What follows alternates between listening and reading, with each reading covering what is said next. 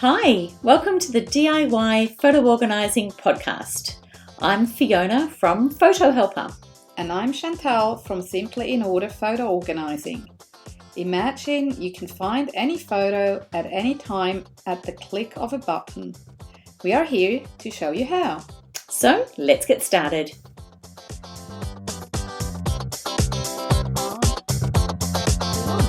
All right. So welcome to another episode of our DIY Photo Organising podcast. We are absolutely thrilled to have you with us today. And we're very excited to have our very first guest appearance by the beautiful Haleh Shoa from Picturli. Hi, Haleh. Hi there. Thank you for having me. You're welcome. And hi, Chantal. Hello. Hello. So today we're going to be going through just a topic, I think, which is obviously we all have smartphones, and it's usually either an iPhone or an Android. So this episode today, we're going to go through some of the tips and tricks, some useful, maybe a bit of a tour over the phone, and just some information about managing your photos using your Android phone. So we have called upon an expert, someone who we called out to our organisation association, APO, that we've mentioned before, just so that we can get some insight. As our listeners know, Chantal and I are mainly iPhone users. Even though we navigate and use Android phones with our clients, we just wanted to introduce Haleh and have her give us some detail and a bit of a walkthrough. And so, Haleh, would love to introduce you. If you could just tell us a little bit about yourself and your business name Picturli, and just how you got started into the world of photo organising. Great. Thank you so much for having me again. I started Picturli about 3 years ago, and it was really from my own love of doing my own family photos and basically doing my own legacy of my parents. I was born in Iran, and I was around 9 years old when the Iranian Revolution happened, and my parents were essentially faced with leaving the country in a very short period of time. So naturally, we weren't able to bring a lot of the things that we had, except luckily my parents were able to bring the family memorabilia and photos. And as an adult, I got into the world of advertising in terms of operations and production.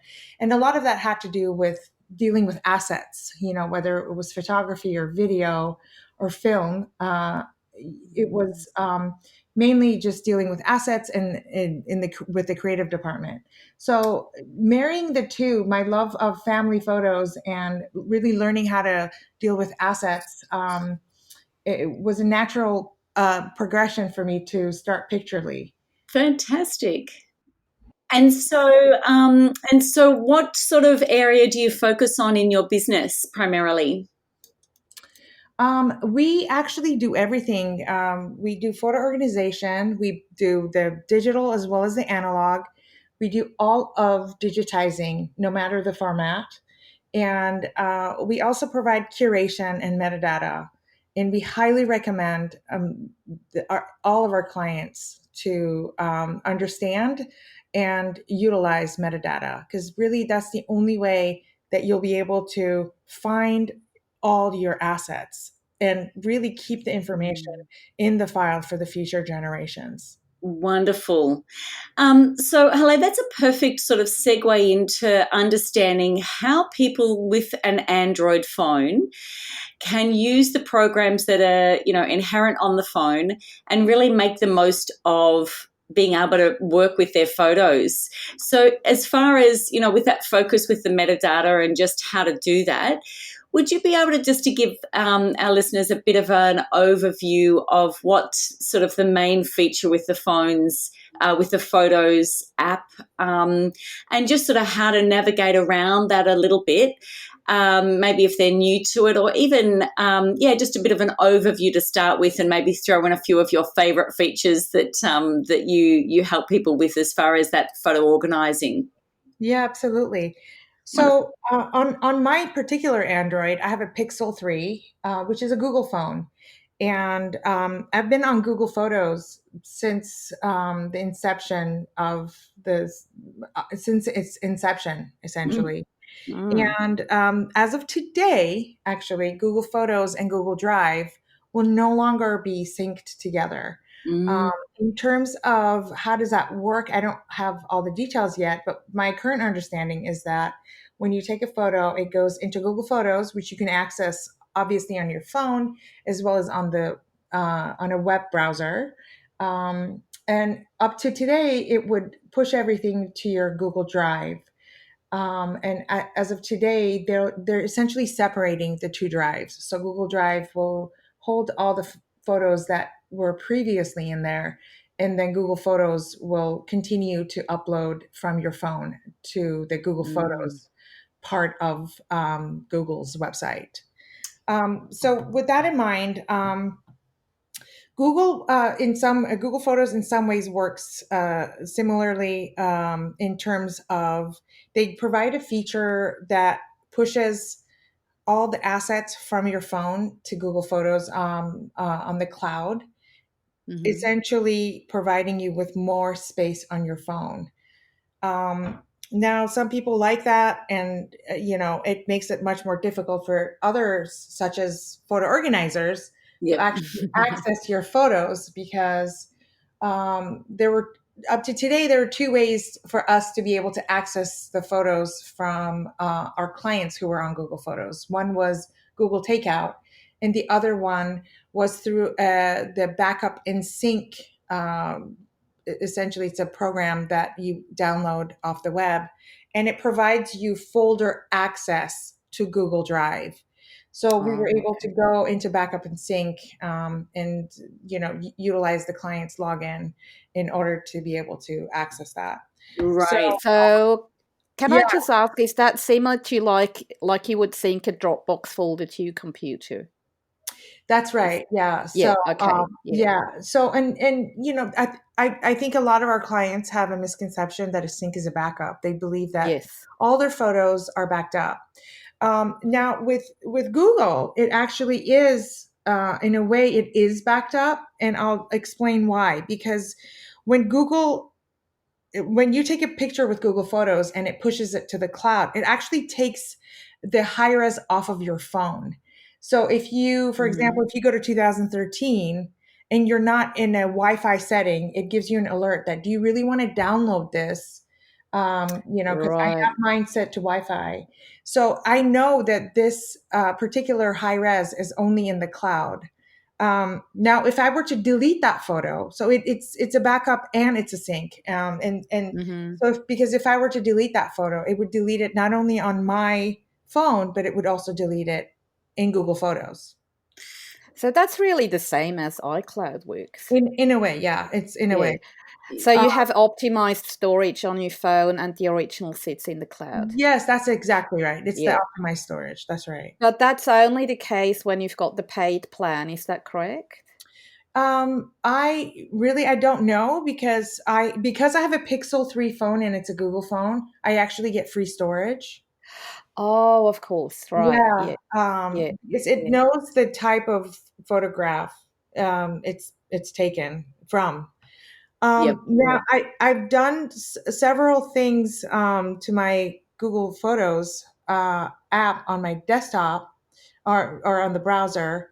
I have Mhm. my because I have a MacBook as well, and Yep. I Mhm. use when I take pictures on my camera, I download them into Apple Photos, and Mhm. I have essentially set up a path for my Apple Photos to get pushed into my Google Photos. Oh, Now, fantastic. Right. I'm not sure if that's really going to work from today onward, so we need to put a Mm. pause on that. But I And know I that, guess that's the thing, Haleh. There's always something changing in this world of digital yeah, organizing with different suppliers, that's and right. I think that that also sort of lends itself to your comment right at the beginning about the importance of these, keywording and metadata. Um, Yeah, Absolutely. And so in your workflow, how do you, from say your phone with the photos or pushing that into Apple how do you manage that as far as, say on your phone? Do you put any of your, do you create any folders on your phone as far as organizing, or is all of your organizing of the photos, say if people were looking at doing this themselves, Yeah. off the phone? Yes, my organizing is essentially all off the phone. As Google Photos and Apple Photos work very similarly, where you can it's Assistant. It's like a little button under Google Photos that's called Assistant. However, in Apple Photos, it's a little button that's called For You. They work very similarly together. Similarly, where Right. Okay. you could view something from today, let's say 6 years ago, so the environment itself will manage the metadata. So Google Photos manages the metadata. However, if you were to take these photos outside of Google Photo, none of this metadata is attached to the file. So it's just essentially in layers that Google utilizes to provide you with your memories, essentially. Um, and it also, also Google Photos, similarly to Apple Photos, has a feature where it combines everything in the same date. And if you have your maps turned on, it will tell you where you were for that day or for that Yes. event. Um, Now, the metadata in Google Photos, it's probably the best metadata I've ever experienced. And of course, it's no surprise being that it's Google Photos Mm. or it's a Google product. However, again, none of this metadata is attached to the file. So if you were to take these files through Google Takeout, when I download them, I'm not able to know who's in the photos or where the photos were. It doesn't hold any of the information within Yeah. the file. Are you able to, if you've created folders? I know in the Apple program, photos, you can export out the actual folder. So then at least all of the photos that you've manually from your phone put into a folder, you could then add a keyword to all of those photos. Is there something similar that you can see the albums or the folders when you use takeout or when you export them out? Not at all.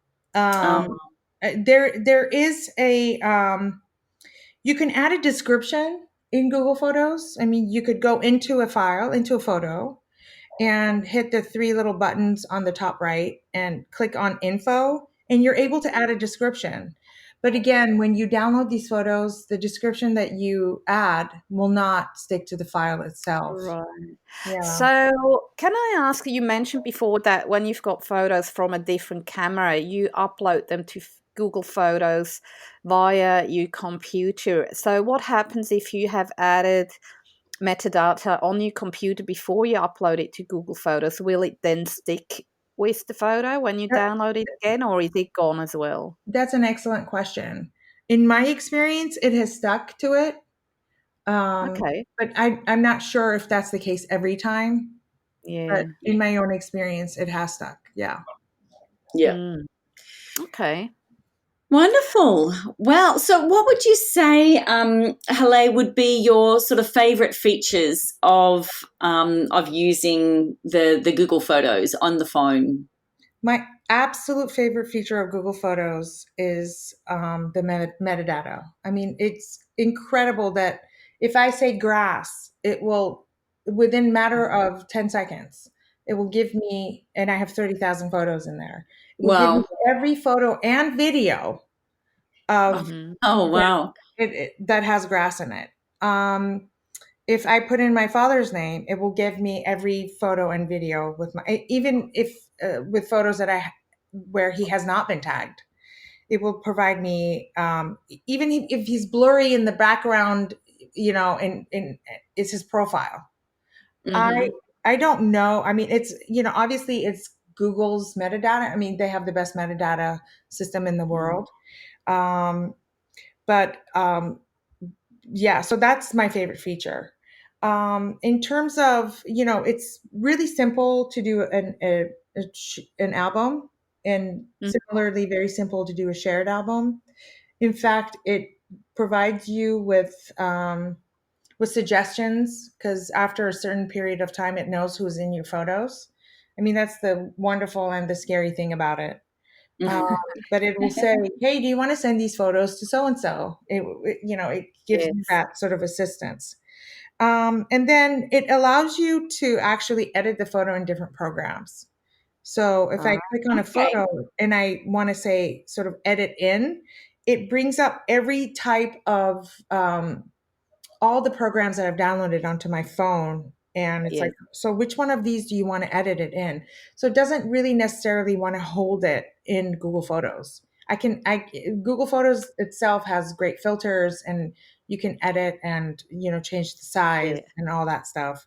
But it allows you the ability to be able to edit it in other programs as well.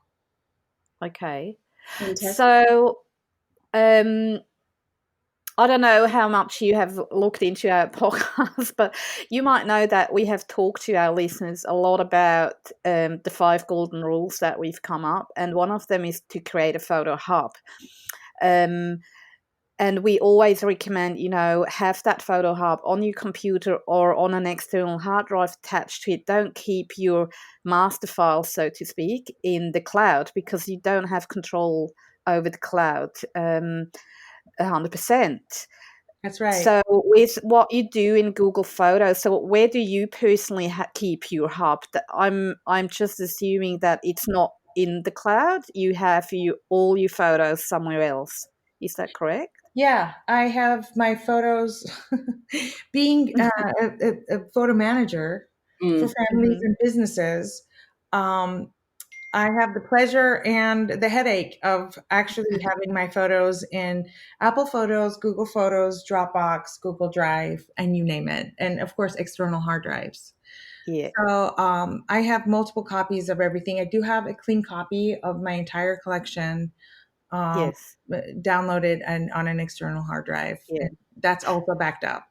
Yep. So you basically using Google Photos as a means to have access to your collection at any time, pretty much, because it's on your phone. That's right. Yeah. So Yeah. the way I sort of manage my clients, I don't really typically like to change the way my clients' behavior, Mm-hmm. and by that I mean if they're on an iPhone and they want to use Apple Photos, I let them. So there's intake and then there's outtake, right? So Yeah. their in can still be whatever they use. So if they want to use Mm-hmm. Google Photos, that's fine. If they want to use any other kind of program on their phones, I don't mind that.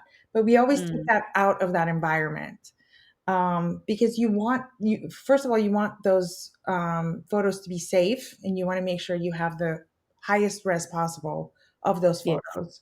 And you also want to make sure that you can create an environment where you're able to add metadata to those Mm-hmm. files.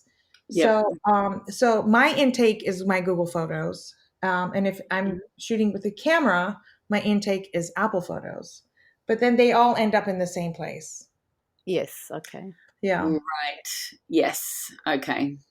So you take them then out of Apple Photos yeah, because that's that's not right. your photo hub. Yeah. Yeah. Yeah. Yeah. Okay. That's interesting. So do you find with um no, let me ask that differently. So you're on the Google phone, and Yeah. that's just the app it comes with. So if someone's on a Samsung, do you know, is that the same then? Is it automatically going to or connecting to Google Photos, or do they have a different app on their phone? Um, so I actually don't I don't know the answer to that. I've never had a Samsung phone. Uh, Right, okay. Yeah. I do know that on an Android, and Samsung is an Android. Mhm. Um, I'm guessing they probably have a Samsung Gallery, like their Oh, right, own yeah. sort of photo. but I know a lot of Android users organically get drawn to using Google Photos because they're probably on. If you have an Android, you have to kind of log in to just sort of like when you have an iPhone, you have to log into iCloud. You have to log into a Google. Um, so, and we also have on an Android, when you go to the Android store, you have a plethora of photo apps, photo galleries, different kind of apps to not only take pictures in, uh, Mm.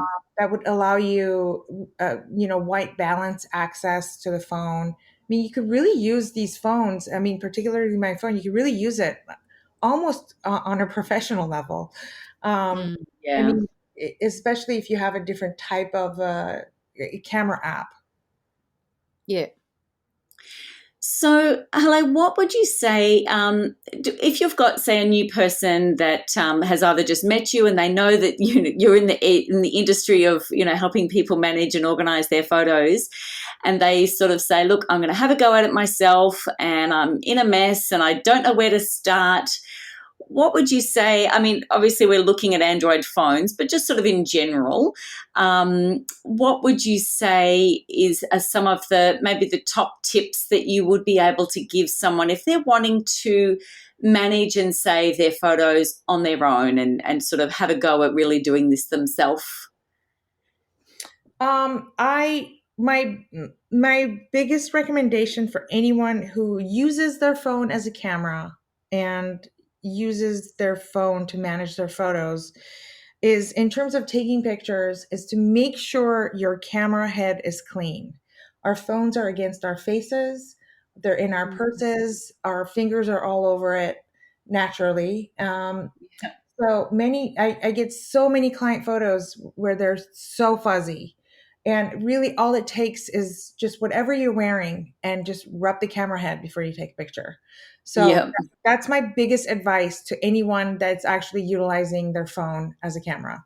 Now, when Perfect. you're utilizing your phone to manage your photos, my advice would be to make sure that you actually go through your photos. You take the time, and when you're relaxing in front of the TV, just take the time and take out the duds, and then put a star next to the ones you like, because it's just so incredible to be able to go into your favorites folder and to see all the favorite moments. Um, so to me is really taking the time to sort of, even if you don't want to edit your photos, just take out the duds, and take out the things that are unusable, or um, Yeah. where if you take multiple pictures of the same exact thing, which I also see a lot of, just keep one of them. I just want to encourage people to really learn about how to use their camera on their phone. And there's so many different settings, so many different apps, and I know that that can be really overwhelming, but it's just so much fun. And especially with these new smartphones, I mean, it's never going to take the place of a real camera or even a real camcorder.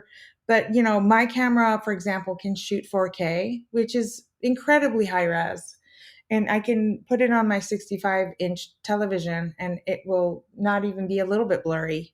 So, I really want to encourage all your listeners to just take the time, and if their parents are still with them, to really record them. Record videos of their parents. We come across so many families where, especially as with families with children, we always want to, of course, capture the children because they grow up so fast, but Yeah. we tend to forget to record our parents.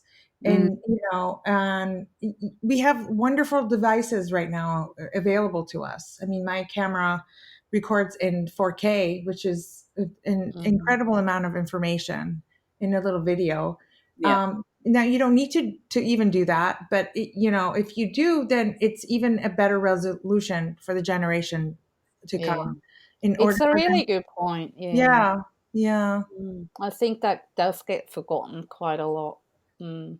And I mean, really, at the end of the day, that's what we're all here for is, as passionate photo organisers, we care about people's photos and their memories. And, even sometimes there's the usual person who's behind the actual camera, just jump in front of the camera.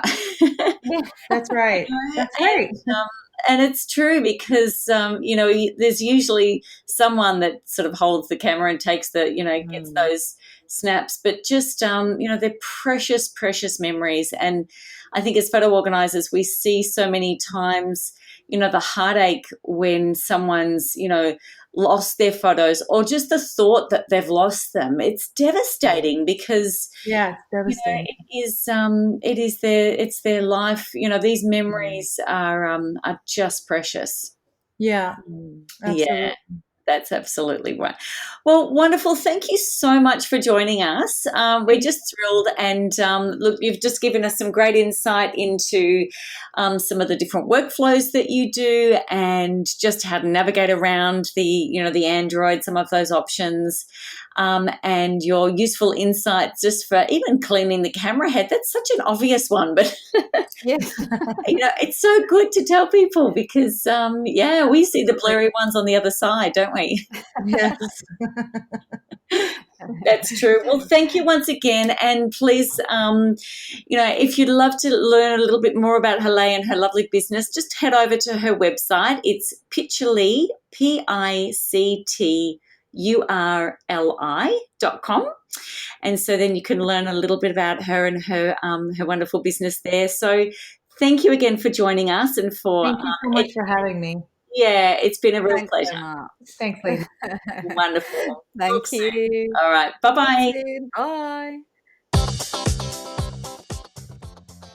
We hope you have enjoyed this episode of DIY photo organising and found some inspiration, useful tips and strategies to support your photo projects. We'd love to invite you to pop over to our Facebook page, DIY Photo Organising, and we welcome your questions, feedback, and any future topics that you'd like us to cover. If there is someone you'd love to share this with, please click on Share to help others take control of their photos too. Remember, have a look through our show notes for links to helpful information. I'm Fiona from Photo Helper. And I'm Chantal from Simply in Order Photo Organising. And remember, we believe in you and you can do this.